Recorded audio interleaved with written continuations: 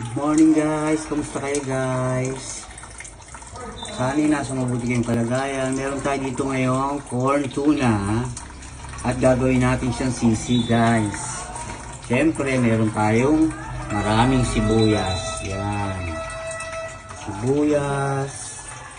Meron din. Guys, pinisa na natin yung sibuyas at saka yung sili. Napapansin nyo guys, hindi margarine ang ginamit ko kasi ayaw nila ng margarine guys. Gusto nila yung mantika lang. Yung olive oil guys. Ayaw nila ng margarine. Hindi nila titin lang. Natin siya guys ng konting patis. Yan, konting-konti lang.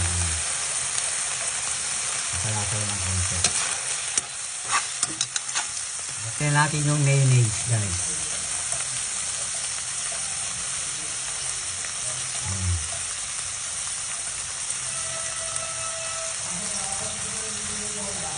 Ayan.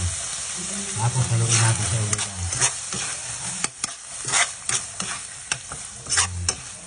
Ayan nga guys, luto na ang ating corn tuna sisig na maanghang guys. Ayan, napakasarap ngayon guys.